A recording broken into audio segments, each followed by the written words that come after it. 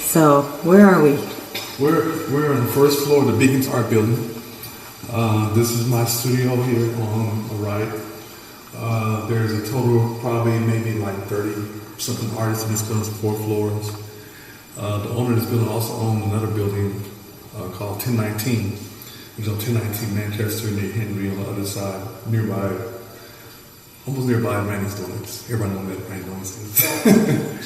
So this is my space. I've been here for 2.5 years.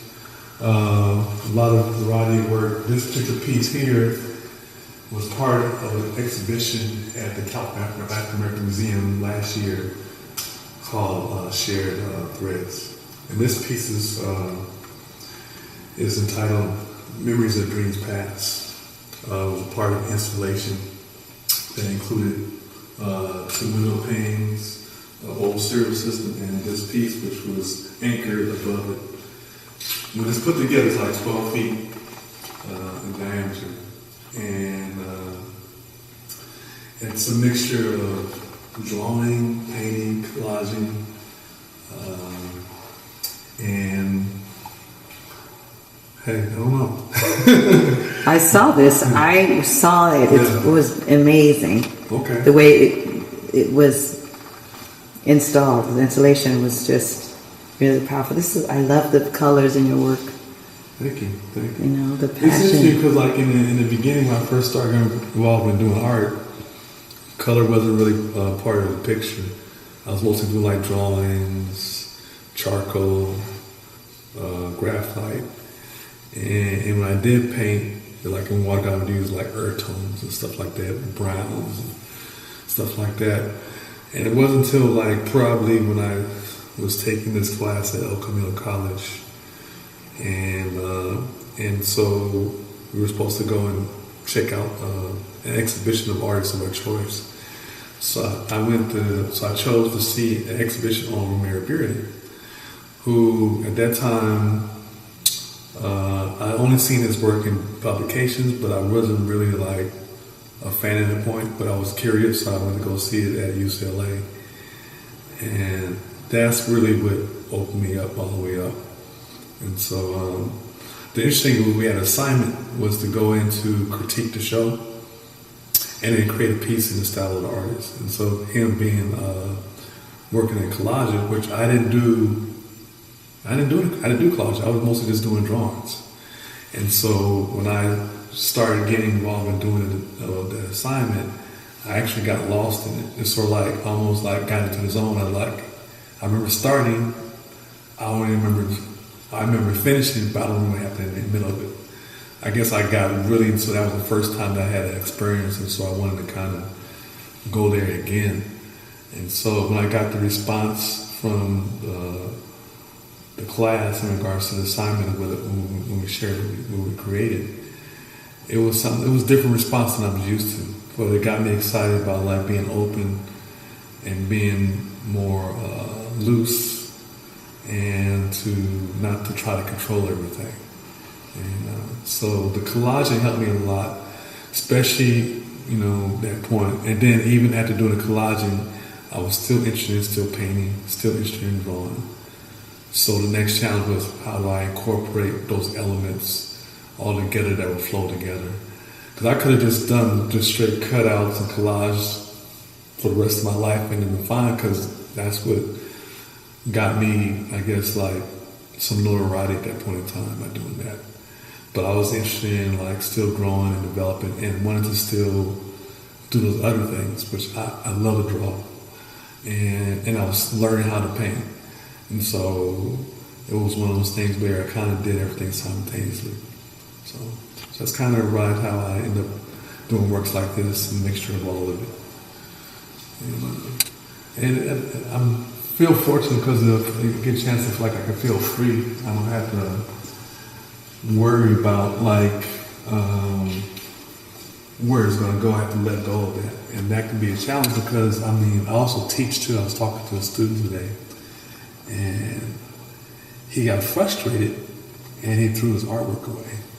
And so I was talking to him and I was saying like, well, And he was saying like, oh, I just got mad. I didn't have patience. I just threw it away.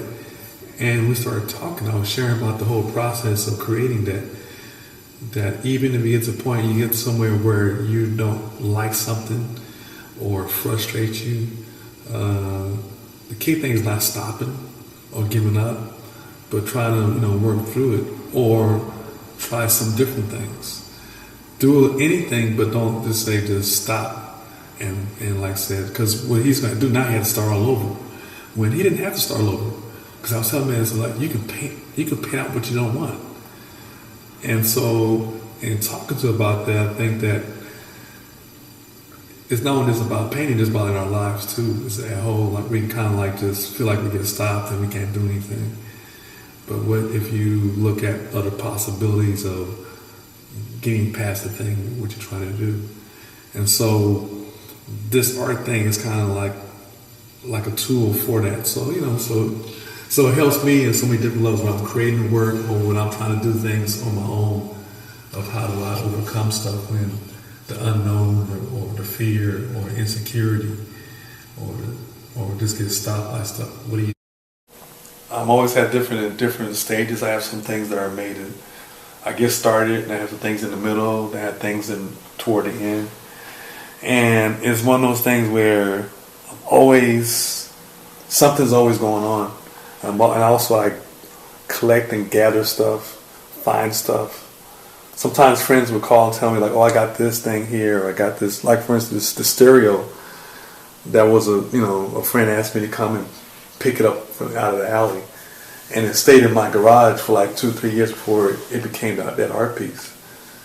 And then another friend said like, I had this window panes, do you want to create some work? So I did that. So there's a whole lot of different things that I pull from, collect and gather. And I have to be very careful because I can have too much stuff. But I think I did pretty good at not being overwhelmed with so much stuff. And it's really interesting because I got so many different ideas and different things I want to do and create. Like I have one series where I have like this artist series of friends that I've done portraits on, and then also have stuff I've done on stories about LA, me growing up, like this piece 1965, right after the Watts riots, and I wanted to do a piece on that because I remember as a small kid, that experience of sitting on my front porch, seeing this Jeep driving down the alley next to my house, not knowing what that meant, but many years later. So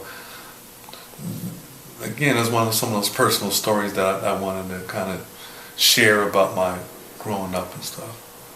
So, but it's like, wow, whether it be about family, whether it be about like social or political issues, whether it be about like personal things that I want to experience, or about travels. It's so much stuff. I mean, like when someone say like, well, do you ever get have to find inspiration? It's like, shoot, getting up in the morning is inspiration. If I can do that, everything else is gravy. Getting up in the morning and I just be able to just create something out of nothing.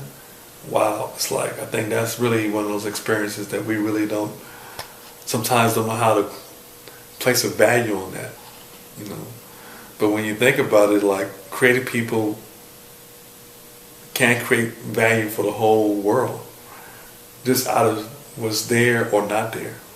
I think that's the fun part too. Like a big mystery, a big, surprise. So I think the journey of it is just, that's definitely is the inspiration to it. Not knowing and being open to the new discoveries.